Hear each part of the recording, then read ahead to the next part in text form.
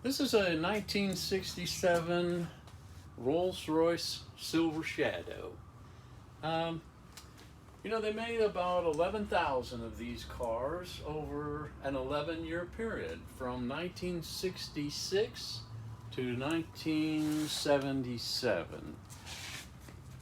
These cars cost a little over $22,000 back when it was new, and that equates to about five 1967 Corvette Stingrays.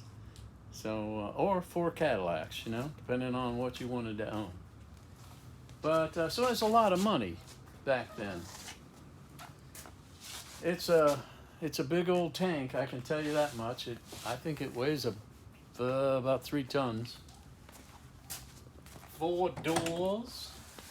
You have your interiors. Back in '67, they didn't have all the bells and whistles that cars have today. But for 1967, this was a lot of stuff. All leather. Took 10 hides of leather to do the interior. It's really it's really over-engineered, is what I was trying to say. They just they got carried away with stuff, and man, what? Oh yes, of course, the table, the Grey Poupon table. But most young people don't know what that means. But you'll just have to think about it.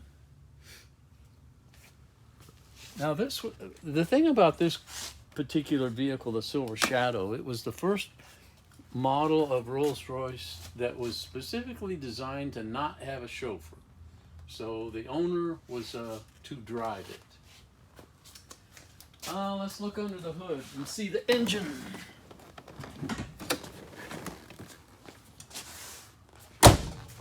A lot of people think that these have V12s in them, but it's a V8. And I don't know what the cubic inches of the engine are, or the displacement, but it's there's some things that are unique to Rolls-Royce, and there's some things that aren't.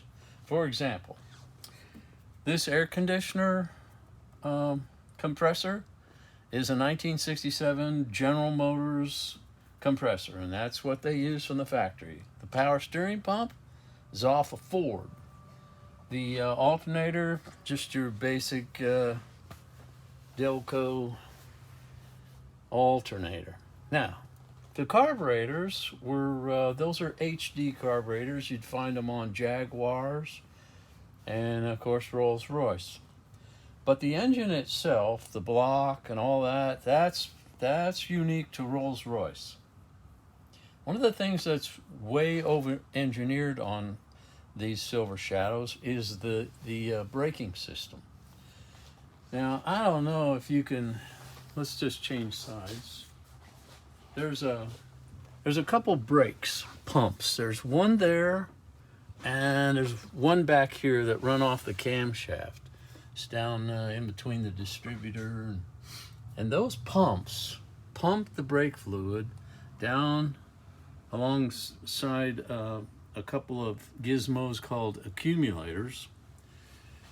They're located down in the bottom of the block, and they build up the brake pressure to about 3,200 psi, so it's real high pressure. And another unique thing on these cars is on the front tires, the braking system, it has 2 sets of calipers on each front wheel, and it's disc brake. That's another unique thing. For 1967, this is disc brake all the way around, and it's full independent suspension. Now, since this was an American model, it's left-hand drive, but of course over in Europe, where everybody drives on the wrong side of the road, the steering wheel is over on the right side. And another difference in the models that stayed over in Europe, they had a 4-speed automatic transmission, whereas the export models, like what came here to America, they have a 3-speed automatic transmission. And the automatic transmission is a General Motors GM 400 turbo. It's the same transmission that's in a 67 Corvette. So nothing unique there. But let's see, what else can I think of? Uh, there's not really a whole lot other than, well, for example, on the fenders, the doors, the quarter panels, or not the doors, but the fenders and the quarter panels, this body is all one piece.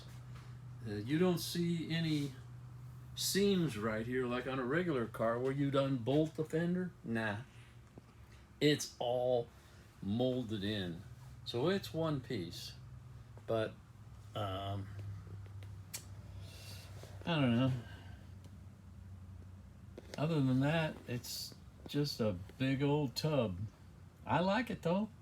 I've had it a long time and probably gonna have it a long time before I die and leave it to Keegan. That's about it, eh?